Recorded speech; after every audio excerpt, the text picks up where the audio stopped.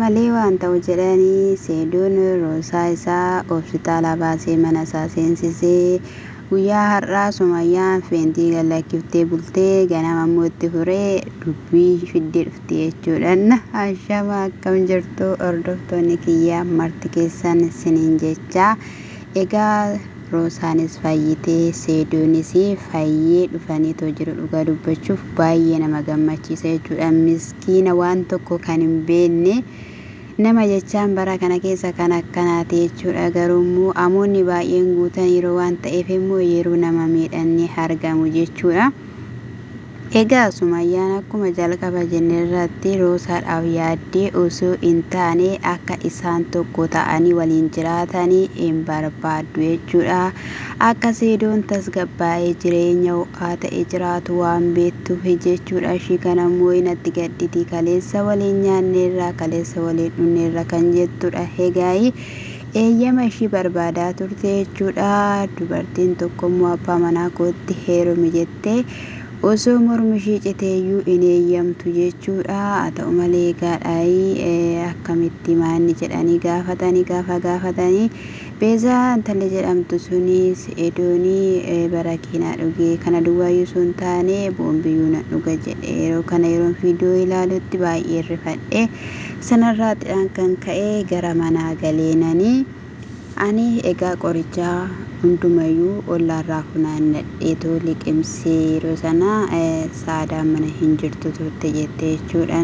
Ani garuu miti ani xinxinnoo coggaarraa kootu na dhukkubaa ture nyaata hin taane nyaadhee nani jedhe jechuudha. Seedoonii kanarraatiin kan ka'e ani achitti bilbila koosii yeroo sanadhaa fi kaasaa hin turre hosheen dhufeetudha natti himee sanaan booddee akkan jirutti Rokoosii koyotoon hin fixiin dhufeedha jechuudha. Yeroon dhufu diriirtee ciftii jedhee namni waan baay'ee hojjeta yeroo kana akka fiilmiitti aappiin toleera waan ta'eef appilikeeshiniidhaan kana hin hojjeta. Ati garuu kana gochuu hin qabdu turte dhufteetu na ilaaluu qabda turte yookiin immoo seedoon koo bakka barakiinaa dhuguu hin qabu ka'i bakka sittan heeruma jechuu qabda turte jedheeni jechuudha. Dhuga dubbachuu fi baga fayyitanii ala kanaanis baga wal geessan jechuudha. Baay'ee qalbii qabdi dhugaa dubbachuuf baay'ee nama yaada qabu jechuudha. Tasgabbooftee haasaa ishiillee eeggattee lachan saalayyuu ishii bukkeellee jechuudha. Saadaan sunillee homaan jettu fakkaatte jechuudha. Isa kanadha namitti ni naaffite isiniin jenna. Egaa galtee ba'uun hin danda'amu jedhameetoo jira jechuudha. Ni kaasaadhatu waliin jiraadhaayi jedheen jechuudha. Isheenii ishiinis inshaallaa jettee jirti jechuudha. Baay'ee gammachuu qabdi durayyuutidha. Hiriyaa ishee sodaatte malee isiniin jechuun jaaladha. Egaa isa kanadha. Amma afaan ishee guba jechuudha. Hin arginamu akkatti isheen dhuftu isiniin jenna yoo barbaadde dhaqxeetu waan baay'ee irraa turte jechuudha. Garuu seedoonii yeroo darbe wayii waan dubbate qaba jechuudha. Gaafa anarraa dubbachuu dhiiftee gaafa sana irraa akkattaa anarraa dubbattaa jechaanii ture jechuudha.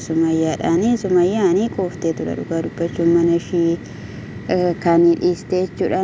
Dhiirri kamiyyuu akkatti nama barbaadu dhimma ishiiti jedheetu nama dhiisa.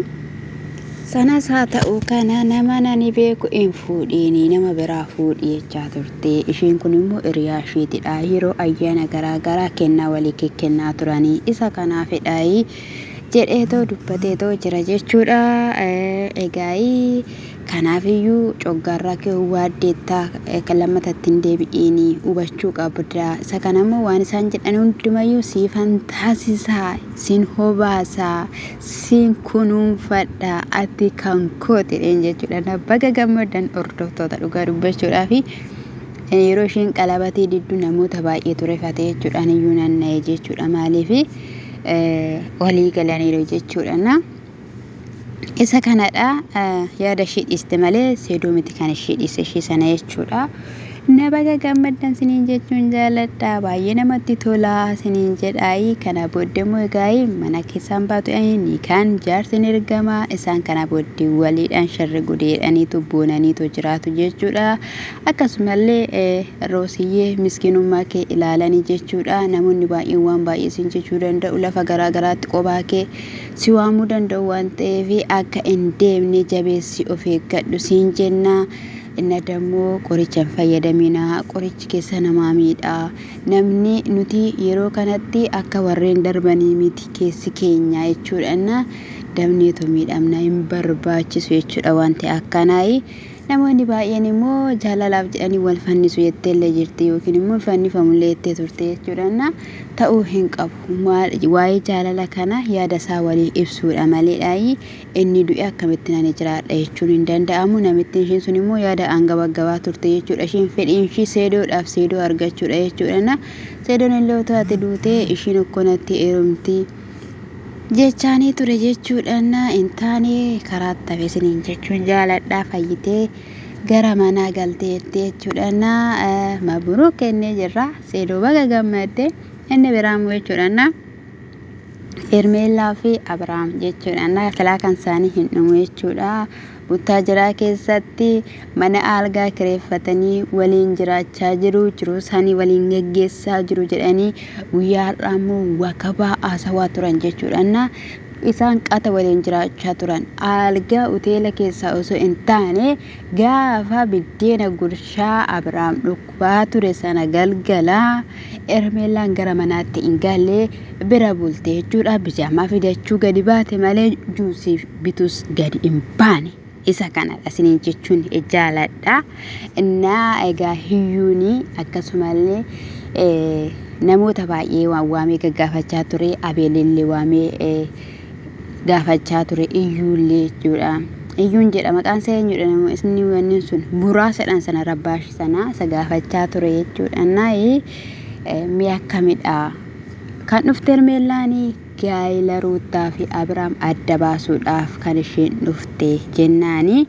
Akkas jedheen macaafaa gubbaasaa ilaaltee waan inni ta'u hin beektu. Bantee ilaaltee dubbisteetu maal takka keessa jiru ilaaltaa. Ati gubbaa ishee argite malee keessa ishee waan argite tokkollee hin qabdu. Ishiin Abrahaamiidhaan iddootti deebistee lubbuutti deebistee hin kunuunsite malee waan gootu hin qabdu.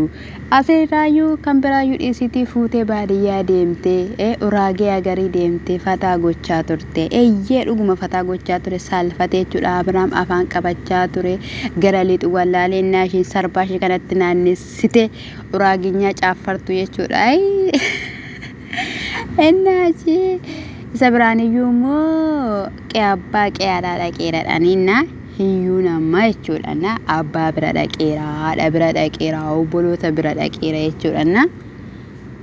Sin akkasumaan namaatu Ruutaan kutannoo ishee kutatteetti kana isiniin jechuun jaaladha.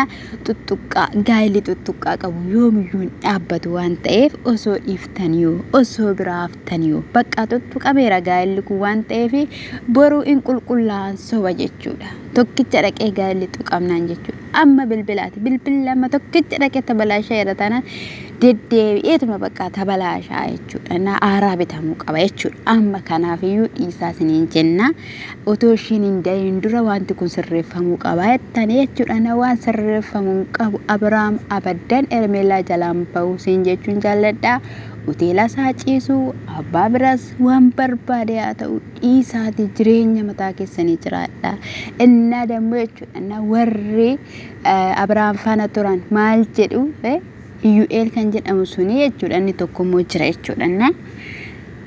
Inni nuti ayyaanaaf deemneedhe arrabsoon nu arrabsamne ilaalchi namni ittiin nu ilaale jedhe waan nuti waan taane hojjanne waan gaa'ila kana waan hin goone jedhe. Amma yeroo muraasa na eegaa Abrahaamii fi Ruutaan tokko ta'u jechuudha. Akkuma takka tokko ta'antu meenuu ajaa'ibaa akkamumatti jechuudha. Jaarraa 21ffaa keessaa dubartiin jechuudha. Dubartiin kiristaanni tokko abbaa manaa ishee lammata akka fuudhu hin barbaadu. Ushummaas hin barbaadu. Qulqullooftee jiraachuu barbaaddi yookaan immoo ittee nagaan galii jechuu ni barbaaddi jechuudha. Isa kanadha akkamsiin goota hin beeknu. Yeroo kanatti Hermeellaa bira nageessi maal tajaajilanii tureen isin geessu hoteela isaan bulan nu geessi garuu odeeffannoo dhageenyeera akkasinachi dhageessitan hin barbaadan abaddaanii ishee bira isin geessu attaasofte hin beektu wajjinii waan tokko hojjettan hin beektan maal ittaasofta gaafa ishee bira geesse kanaaf iyyuu hin ta'u bilbilaan sin agarsiisa jedheen jechuudha Buruuk. Finfinnee na deebitee Finfinneetti waliin haasoftu rakkoon tokko illee hin jiru jechuudha. Na lafti isaan waka bakaasan lafti isaan xibbee taphatan Finfinnee keessatti kaha asii maatii keessatti hin ta'u maatii gidduutti hin ta'u jedhee jechuudha. Intalli dhokattee jirti jechuudha. Maal dhokatte indee fataa gochaa turte garuu baga fataa jedhabuun haqa kutata abbaa isaatii garuu ashaboo ta'e nama muluutu muu jedhee natti fakkaate na ina shabate kan sanya garramu jechuudha. Na Finfinneetti la deebi'e garuu hin cululuqa siniin jechuun jaaladha. Hordoftoota kiyya baay'een sin jaaladha baay'een sin kabajaati. Subscribe like ina godhaa kaasin immoo anuu baay'een sin jaaladha. Isa dhugaan siniin jedhu Oromoo koo.